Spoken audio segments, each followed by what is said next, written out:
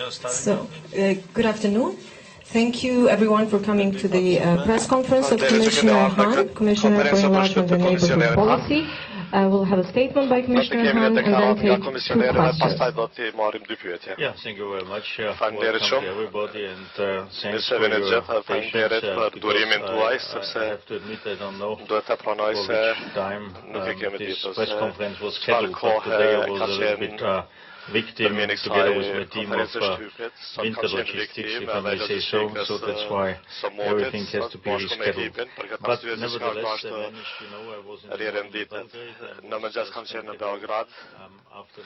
Kam takuar gjithë pasditën këtu në Prishtinë dhe ende nuk I kam përfunduar vizitën time për sot, por deri më tani mund të them se jam takuar me presidentin Vučić, presidentin Thaçi, kryeministrin Haradinaj, kryetarin e parlamentit Veseli dhe gjitha takimet kanë qenë të hapura dhe konstruktive.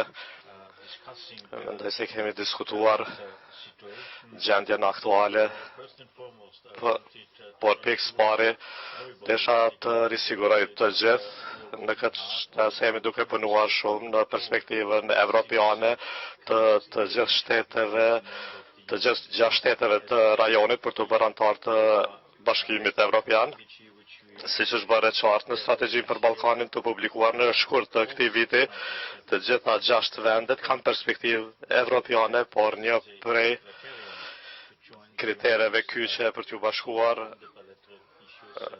Bashkimit Evropian është të zgjidhen të gjitha çështjet bilaterale dhe çështjet e hapura me fqinjet. Për këtë arsye është e rëndësishme që këtu të fokusohemi në dialogun me Serbinë, por gjithashtu edhe të punohet në të gjitha reformat e nevojshme për integrim në Evropë.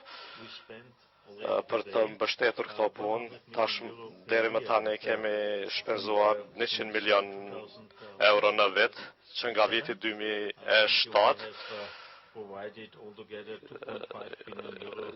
në total janë 2.7 miliard euro që janë dhënë për përkrahje në zhvillimit shoqëror në Kosovë dhe zhvillimit politik e ekonomik. Jemi të përkushtuar dhe do mbesim të përkushtuar në të ardhmen. Një prej elemente për të çuar përpara zhvillimin rajonal ka qenë zona ekonomike e lirë që ka pasur për qëllim largimin e barierave tregtare, çfarëdo që e pengon tregtinë ndërrajonale, sepse kemi zbuluar se mundësitë për tregti janë të nën zhvilluara nga 2016 dhe në 2017 për herë parë kemi parë një rritje të tregtisë ndërrajonale, derisa në 10 vitet e kaluara tregtia ndërmjet Bashkimit Evropian dhe 6 shteteve të Ballkanit Perëndimor është dyfishuar në 46 miliardë euro. Ky është një indikator se çka është mundur në rajon dhe pse po punojmë për largimin e barierave tregtare dhe të gjithçka e tjetër që është duke penguar marrëdhëniet afarisë ndërmjet vendeve të rajonit. Duke thënë këtë, natyrisht duhet të them gjithashtu se Kosova ka bërë shumë për të kontribuar në të gjithë këtë. Ata kanë punuar në shumë fusha dhe në shumë çështje që janë duke kontribuar në këtë zonën ekonomike rajonale, gjithashtu edhe CEFTA që aktualisht këtë javë e ka konferencën vjetore, ku mikprisja ka për qëllim të rritë ekstraordiner tregtinë e lirë në rajon, pra gjithçka ka objekte të perspektivën evropiane dhe antarësimi në Bashkimin Evropian do të thotë një treg i vetëm dhe në një treg të vetëm nuk ka tarifa doganore dhe kjo është një arritje e madhe.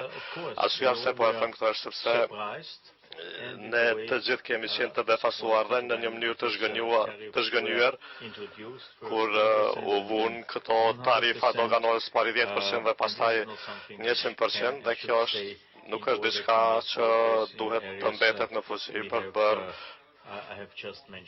Duhet të fokusohemi në fushat të cilat I përmenda më parë. Prandaj jam në dieni dhe të gjithë në Bashkimin Evropian jemi në dieni për vështirësitë aktuale në tregti për Kosovën ka levërdi, ka nevojë që të dy anët të i adresojnë këto çështje dhe për këtë arsye në gjitha takimet e mia kam propozuar që të fokusohemi në zgjidhjen e çdo gjëje që ka të bëjë me tregtin ndërmjet dy shteteve. Për të arritur atë që duam të arrijmë, dhe më shumë mundësi për biznes, dhe kjo do të thotë më shumë vende pune, dhe kjo do të thotë garancione për vende të reja pune, mundësi më të mëdha, dhe do të thotë gjithçka që rajoni, gjithë rajoni po ballafaqohen me ikjen e trurit, ku të rinjt arsimuarit mirë po mundohen të largohen nga vendet për shkak të mungesës së mundësive ekonomike. Ajo që kem për synim është ta ndryshojmë këtë, duke shtyrë përpara ekonominë, por kjo mund të bëhet vetëm nëse ka mundësi të cilat fillojnë në rajon, këtu nisën nga rajone, jo diku lagë si në Japoni apo diku tjetër. Për këtë arsye duhet të fokusohemi në këtë. Kam ofruar që të fokusohemi në biseda në mënyrë specifike në adresimin e të gjitha këtyre çështjeve që kanë të bëjnë me tregtin në mënyrën më të mirë të mundshme. Nëse e vendosim një forum të veçantë që është i fokusuar në këto dhe të mundohem të përpiqemi të zgjidhim këto sa më shpejt që është e mundur që të kontribuojmë në dialogun që është shumë i rëndësishëm për perspektivën e ardhshme të këtij shteti, por edhe për gjithë rajonin gjithashtu. Shpresoj dhe kam paraqit këtë ide sot për herë të parë. Dhe tani varet nga dy palët që të reflektojnë, të mendojnë për këtë. Po shpresojmë se kjo mund të bëhet në kohën e duhur, jo shumë vonë, sepse mendoj se të gjithë duhet të kenë një interes që të adresojnë çështjet sa më shpejt që të jetë e mundur dhe të zgjidhen këto sa më shpejt që të jetë e mundur. Por tash do të lë pak, nuk do ta lëshoj këtë hapësirë pa adresuar elefantin. Natyrisht kjo është liberalizimi vizave, e kuptoj plotësisht padurueshmërinë e qytetarëve, padurimin e qytetarëve, por edhe të politikanëve, por më besoni, edhe unë nganjëherë jam shumë i padurueshëm sa i përket proceseve vendimmarrëse në Union dhe një pjesë e flokëve të mia të thinjura janë si efekt i vuajtjes time nga këto procedure. Komisioneri Han në 2010 nuk është një që në 2018, edhe kjo është për shkak të përvojave që i kam pasur, tash të bëhemi më serioz. Nëse krahasoj gjendjen me Ukrainën dhe me Gjeorgjin, të cilat kanë qenë shtetet e fundit që kanë fituar liberalizimin e vizave, kanë nevojitur një vit e gjysmë, ne përpiqemi ta bëjmë më të mirën si komision dhe tani më kemi bindur Parlamentin Evropian, tash varet prej shteteve anëtare të Bashkimit Evropian ta marrin këtë vendim dhe tash më kanë filluar ta shqyrtojnë këtë, por kjo merr kohë. Natyrisht këto është nevojë kohë që të miratohen të gjitha dispozitat ligjore për të fituar një raport pozitiv dhe tani kërkojnë nga ju që keni durim edhe për disa muaj që të marrim edhe pëlqimin e të gjitha 27 shteteve anëtare. Këto janë rregullat e lojës në Bashkimin Evropian, të cilat aplikohen për çdo gjë, si për shembull për politikën e jashtme në vitet një vendim unanim. Jemi duke punuar shumë, jeni sigur se do ta bëjmë më të mirën dhe jam pak a shumë i bindur se së shpejti do të mund të arrijmë këtë, por nuk është diçka që mund ta bëjmë për një ditë.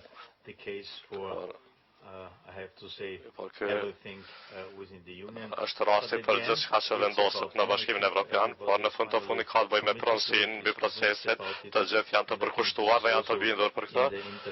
Dhe mendoj se kjo është edhe në interes të shtetit edhe të qytetarëve që të jenë lojtarë të barabartë në Evropë.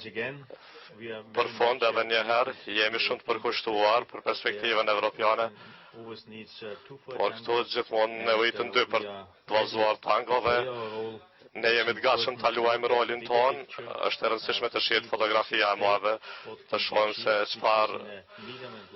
çka mund të arrihet në perspektivën afatmesme dhe afatgjate, çka është më e mira për shtetin dhe shpresojmë se disa reflektime do të ndodhin në interes të qytetarëve të Kosovës. Faleminderit. Thank you very much. Now we have Faleminderit shumë. Tani kemi kohë për dy pyetje.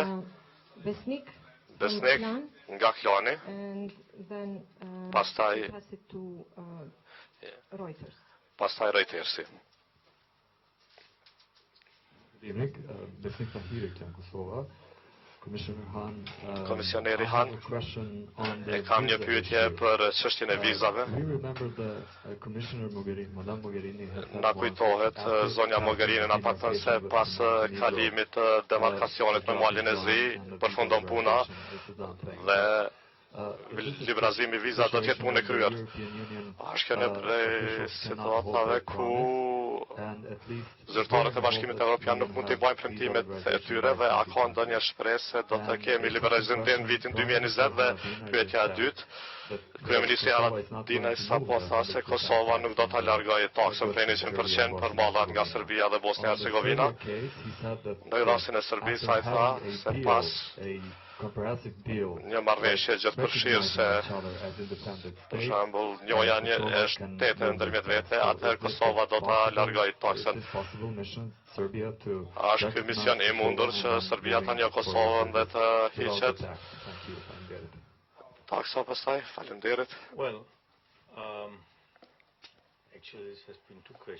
Në fakt janë dy pyetje, po në rregull.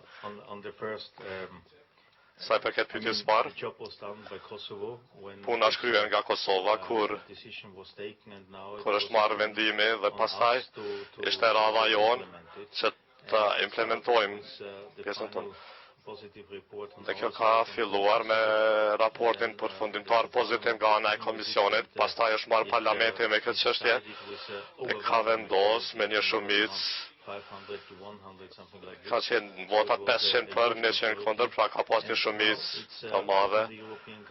Dhe tash çështja gjendet në Këshillin Evropian dhe është Këshilli Evropian ai i cili merr më shumë të kohë për ta kaluar këtë hap të procesit. Dhe kam shumë besim se datat që e përmendën, data viti 2020 është diçka realiste, ndoshta edhe më herët, por mos mbani peng të numrash. Sa i përket pyetjes së dytë, kjo është diçka që kam diskutuar edhe me kryeministrin, ka mundësi të ndryshme. Besoj se është më efektive nëse koncentrohemi në çështjet e lidhura me tregtinë dhe t'ia adresojmë ato e cilat mund të kenë një ndikim pozitiv në dialogun e përgjithshëm dhe në bashkëelementet që janë të ndërlidhura me dialogun për të bërë progres edhe në atë fushë. Dhe se gjithë duhet të kemi interes që të vazhdojmë tutje përpara me dialogun dhe në mandatin e Komisionit aktual. Ato zbytyqin nga Reutersi. Kryeministri Haradinaj nuk po e tërheq vendimin e tij, a mund të ketë pasoja për Kosovën nga BE-ja nëse kjo çështja e taksave vazhdon me muaj. Siç e thash, e kuptoj plotësisht se gjendjen dhe shumë njerëz e kuptoj se shumë njerëz në këtë vend, nëse mund të them kështu, janë entuziast lidhur me këtë mos, por duhet pas parasysh cilat janë pasojat apo zota. Ka të bëjë me tregun, se si do të përgjigjet tregu në këto tarifa. Dhe siç e thash edhe më herët, ne gjithë kemi për synim një perspektive evropiane për gjitha vendet e rajonit dhe një prej bashkëelementeve këtu është të mos ketë taksa doganora dhe tarifa për të pasur një treg të vetëm. Dhe ka të bëjë me përgatitjen e vendeve për këtë treg.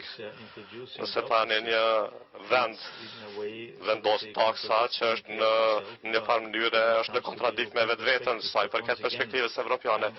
Por më lejoni ta përsëris, gjithmonë jam optimist dhe gjithmonë mundohem të gjej zgjidhje, po përpiqem të kuptoj se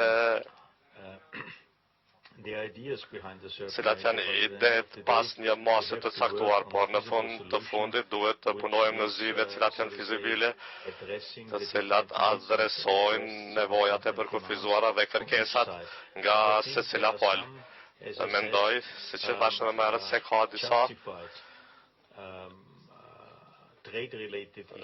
ka disa çështje përsatyre që kanë të bëjnë me tregtinë, të cilat duhet të adresohen dhe të zgjidhen. Dhe nëse fokusohemi në këto çështje, do të jetë një hapi madh përpara. Edhe një herë ta përsëris, i kam prezantuar idetë tona, e kam ofruar gatishmërinë tonë për të lehtësuar, për të ndihmuar në gjetjen e zgjidhjes, por tani varet nga palët që të përgjigjen këtyre dhe të reagojnë në ofertën tonë dhe të gjejnë përgjigjet adekuate për situatën e tanishme, e cila mendoj se duhet të adresohet duke pas parasysh interesin e gjithëve në rajon, gjithashtu në interesin e qytetarëve të Kosovës. Faleminderit shumë për pyetjet tuaja, faleminderit komisioneri Han për kohën tuaj.